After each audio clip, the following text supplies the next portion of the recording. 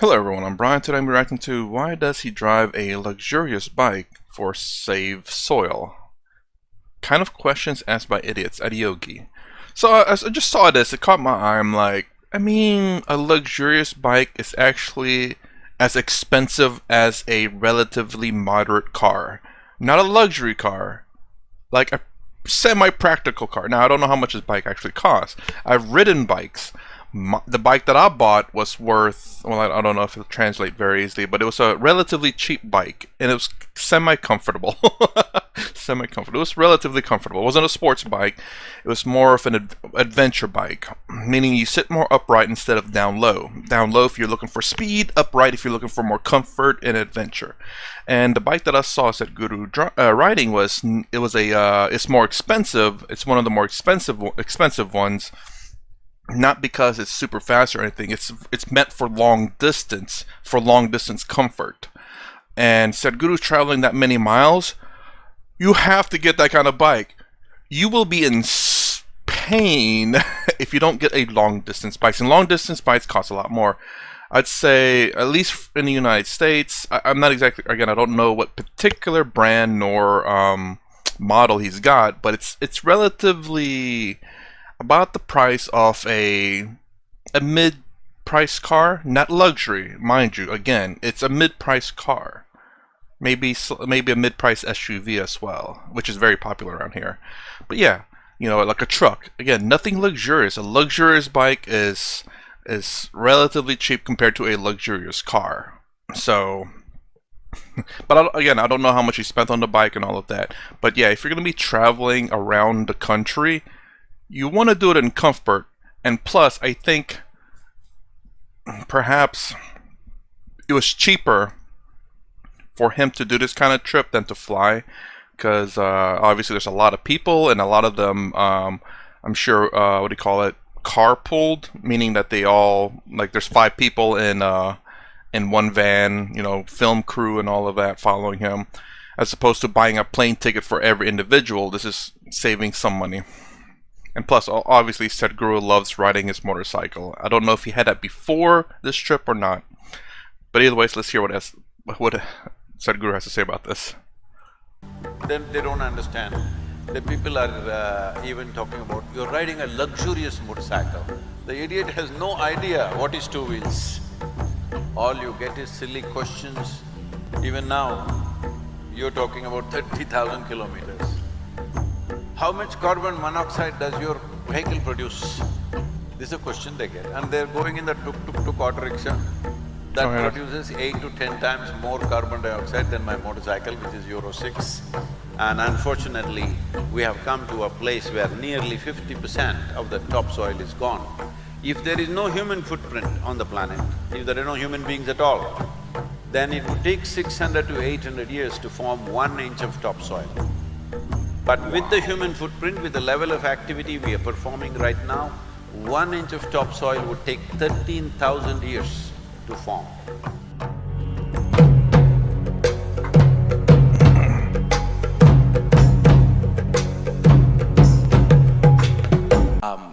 Real quick, I swear, some people nitpick certain things. Sometimes it is justified, but a lot of the times it's not. And this is something that something I've thought about. Like, I think most people should ride motorcycles or mopeds before they get a car. That way, for one, if you're a motorcycle rider, you understand that people who ride cars they're blind and they don't look around for the most part. And there's a lot of people who die in motorcycle accidents because people are driving in tanks and they don't really look for motorcycle vehicles, at least not in areas where there's a lot of motorcycle. Obviously in a motorcycle area, even then there's still deaths, but at least more people are more aware, but perhaps not enough. I remember a YouTuber a long time ago that I used to watch says in Taiwan, I believe, everyone must ride a moped before they can get a vehicle. And I think that's not too bad of an idea. It kind of adds a law to it where it forces you, but it might not be a bad thing saying that you have to understand there are other people on the road. But anyways. Selecting questions which cover the most ground. To begin with, so there have been the Save the Soil volunteers. We've seen them around campus for the past few days. We just saw an incredible video of the entire campaign. And the fact that you're traveling 30,000 kilometers on the motorcycle across continents, through European winters, through Middle Eastern summers, I imagine it must be quite strenuous. I saw this video where there are people surrounding you and they're trying to touch your feet, and risky as well. So the question that came up was, in this era where there are avenues for mobilizing the youth through social media, through the internet, what is the significance of you physically taking a motorcycle, taking this risk, and riding 30,000 kilometers? Let me try to answer that. There's a difference between posting something online and going to the place and seeing the people physically. It's how do I say? It's like, oh, what's the difference between talking to your friends on the internet and going and seeing them in person and talking to them at a park? Or what's the point of going out to watch a movie when you can go to Amazon and you two can link? I think Amazon has a way you can link up the video and you can watch it there and you can talk online on headsets. Yeah. Remove physical contact from human beings. Great. Let's continue to put screens between our faces so we don't see each other at all. I mean, don't get me wrong. Like I order my food. I usually do the pickup service from Walmart. It's very convenient. I can place all my order online. I don't have to go in and shop and just pick it up there. But there's a difference between hanging out with your friends and doing business-related things. And don't get me wrong. Certain movements needs a face to be there. And for him to go and talk to the leaders, I think that is very important. To show his face in front of a leader, say, "Hey, I'm here because I want this movement to take place in your country, and we need to do it together. And we can take a picture in hand saying that, oh, he just sat," instead of people saying, "Oh, they just sat in their house and they just said, yeah, they'll do the movement." No, Sadhguru was serious enough to go there in person and do that. Namaskaram. Well, last 30 years I've been talking about soil in its variety of ways. I've spoken to ministries, heads of state, various responsible people, youth. Everybody says, "Sadhguru, this is fantastic, Sadhguru, this is great what you're saying, what you're doing," and then they go to sleep. So, I've been looking at what to do to wake up these people, because they are capable of sleeping through a war. Yes. Because especially in India, since 1947, whatever wars have happened, because of the efficiency of our forces, wars have remained only on the borders. But I've been talking to many people, they believe wars are fought only on borders. No, war is kept at the border because of the efficiency of our forces. If they are not good, it will be here in Kanpur. Hello? So, people have become like this, they are able to sleep through just about anything. Is sleep a crime? Hello? Is sleep a crime? No. Sleep is not crime, but if you sleep through your life, you will be a disaster, and disasters are worse than crimes usually. Crime affects a few people, disaster wipes out civilizations. So right now we are facing that kind of a disaster, a possible disaster, if we don't do the right things. And if we walk into it, many of us will not walk out of it, for sure. I get what he's trying to say. So it's extremely important that we mitigate the disaster, we turn back before we enter that disastrous space. So as I said, 30 years I've been talking about it, demonstrating it in so many ways with large-scale projects. All you get is silly questions. Even now, you're talking about 30,000 kilometers. How much carbon monoxide does your vehicle produce? This is a question they get. And they're going in the tuk-tuk auto rickshaw that produces 8 to 10 times more carbon dioxide than my motorcycle, which is Euro 6. All right. I'm saying this is the kind of silly conversations that will go on. So I thought I had to do something to wake them up. Can I walk 30,000 kilometers? I will die for sure. If I cycle, most probably I'll die. Motorcycle, I could die, but I didn't. I could have.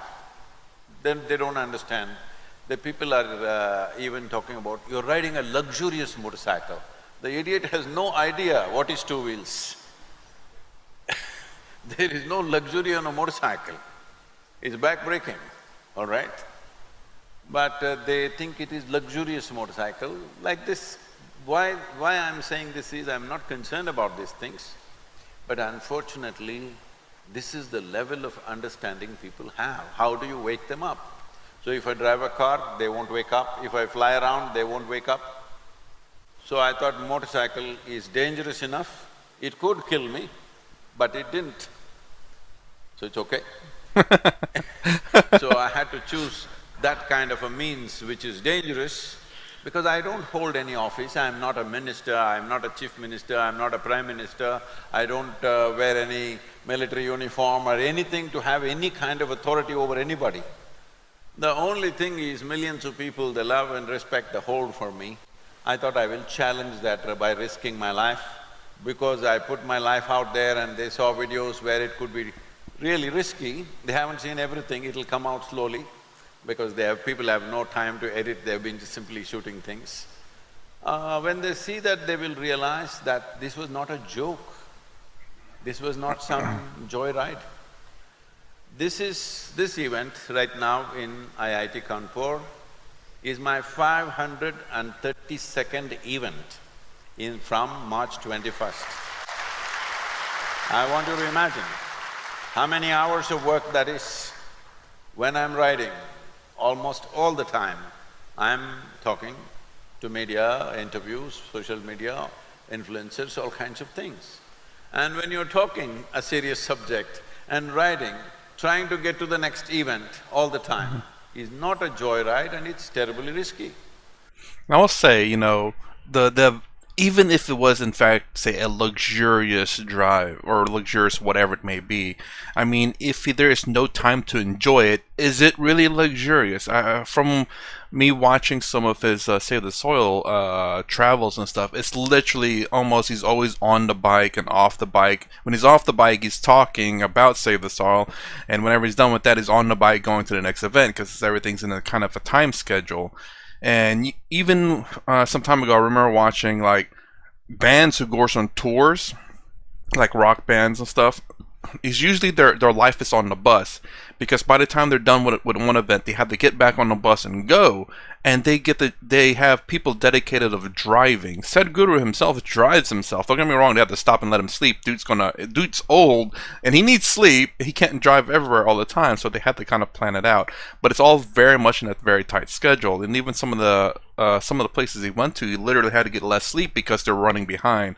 So mad props to Sadhguru for really pushing it. I mean, don't get me wrong, he could easily fly everywhere, but I think Sadhguru honestly really wanted to ride his motorcycle, because he, in an engineering book, he talks very much that, where he said if he could ride everywhere, he would do it. So it is partially a joyride, but don't get me wrong, it's also very dangerous, because there were times in this trip where he was going up against like very, very heavy winds and heavy rain. So while some of it was joyful, I'm sure whenever it's nice and peaceful in the open road, and then there are times where it's very dangerous, where it's very heavy winds, very heavy rain. So the idea of risking my life was, at least that should wake them up.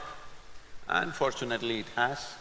Till today, over 2.5 billion people have spoken about soil since 21st of March, which has never happened in the history of this world. It's not happened, 2.5 billion people talking about soil. When I started in London, the day before I started, a lady journalist was interviewing me and said, "Sadhguru, why soil? Who will ever support you? Why are you choosing something so unromantic? At least fix the sky, Do something, not soil. Who will ever be inspired by soil?" Well, people have been inspired by soil, and 2.5 billion people have responded. 74 nations are on board, remaining nations are all looking at the policy. And in India, we have signed MOUs with all the states that we have passed through, Gujarat, Rajasthan, UP, and of course with the Prime Minister, the central government is moving in that direction. So right now, I have no doubt that the world will move in this direction. Right now, the concern is only the pace. At what pace will they move? So for the pace, this is why we're still continuing the journey. To keep the pace up, all of you should keep your voices up. If you keep your voices up, then the governments will put some gas into it, otherwise it will, it will stall down here and there. So we need to keep the pace up, but at least we have shifted the direction. Otherwise, I want you to know this, in the last 2.5 years, I've been talking to various agricultural ministries. 85% of the nations on the planet still address soil as an inert substance, not as a living system. But now this one thing has happened with the COP15 when I addressed this, that now nations are beginning to recognize soil as the largest living system, not just on this planet, in the known universe. This is the largest living system. Phenomenal things are happening beneath your feet. Who you and me are is a consequence of what is happening in the first 15 to 18 inches, not just because of the food that we eat, even in evolutionary terms, it is so. Just to put this in context, according to scientists, they predict somewhere around 1 billion years ago, for the first time, one smart algae or a fungi discovered how to cook their food by using the perpetual energy of the sun. Once that phenomena started, today we call that phenomena as photosynthesis. Once that started, only then the oxygen content in the atmosphere started improving. Before photosynthesis, the oxygen level in the atmosphere was a shade over 1%. Today it is 21%. You and me are alive because of that. You and me happened because of that. Complex life on this planet happened because of the increase in oxygen content in the atmosphere. So, our very existence here, our evolution here has happened only because of what is happening in the first 15 to 18 inches of topsoil. And unfortunately, we have come to a place where nearly 50% of the topsoil is gone. If there is no human footprint on the planet, if there are no human beings at all, then it would take 600 to 800 years to form 1 inch of topsoil. But with the human footprint, with the level of activity we are performing right now, 1 inch of topsoil would take 13,000 years to form. Should we not take care of this? I think I'm sorry, I'm laughing because they all got humbled there. It just, I don't know, for some odd reason for me, it seems like they got all humbled. It's like you can see like there's nothing they can say. I mean, I haven't reacted to, I guess, this Q&A or Ask the Guru part. Eventually we'll get to it. I just wanted to take a time off to that and hopefully get back to it pretty soon. So, look, I mean, it's kind of like, yeah, shoot, didn't realize that. It's like, oh my gosh, we need to start, thinking about it now. It's gonna be wrong. Like, us as individuals, we have very little power, and but of course, as a collective, we can push the governments to do something about it. But what is that something? Sadhguru has a plan. Listen to him. Also, even within your little plot of land that you have, if you have one, what you can do to just plant garden trees or whatever it may be. That's something I want to do myself. I want to have 2 fruit trees in my backyard, just because 1 is going to be trees, 2 is going to be free fruit. It's going to be delicious. It's something that you grew. You yourself grew that tree. You yourself helped the tree grow. You put it that way, or you can even take pride and say, yeah, I grew that tree, whatever it takes, to do something good.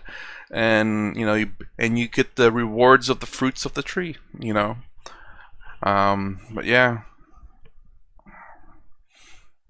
And then this part where like all of them look like, I think someone risking his own life for the better good and going through such a strenuous journey deserves a big round of applause from everyone.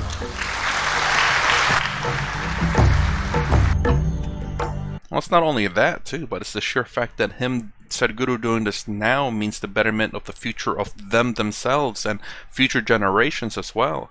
If we continue to destroy the topsoil where it becomes incapable of growing food, future generations are going to suffer for that. So what Sadhguru is doing now is hopefully to prevent or slow down the destruction of the topsoil, and if not, at the very least, start growing it back or getting it back. I mean, yeah. So I thought it was going to go a little bit more into a lot of, I guess, a lot of criticisms of Sadhguru's, him doing this trip and whatnot. I guess I'm glad there's not too many. There is some, I'm sure. Um, Trust me, his bike is. I don't think there is such a thing as a luxurious bike, considering that it's meant for like long trip. I mean, let me say this: it's meant for you to always be in control, and it's not necessarily comfortable compared to a vehicle. Um, Bikes like the what do you call those bikes? I forgot what kind of bikes Seguru's driving. They're considered long distance driving, so they're meant to be as comfortable as possible. But nonetheless, your arms are still like this. You're mostly feeling the vibrations of the road because there's not necessarily enough shock. While those bikes are meant for that, nonetheless, you're still going to feel it because you're fighting the wind. Even with all the cowls that's supposed to protect you from the wind, there's going to still somehow seep through, unlike a car. The car is fighting everything for you, and you're just driving on four wheels, so you don't have to fight the balance. You don't have to fight the wind necessarily. And it's relatively easy in a car. You don't have to balance, you don't have to fight the wind. And I guess I've already said all that. But nonetheless, it's still mostly fun to ride on a bike. So, but then again, whenever it becomes like really windy and really rainy, or there's other cars out there that are not keeping an eye on the road and looking around them, being aware, that can be a scary thing. Anyways, that's my reaction to why does he drive a luxurious bike for Save the Soil. If you like my content, please consider subscribing, thumbs up, thumbs down below. Thanks for watching. I'll see you in the next vid.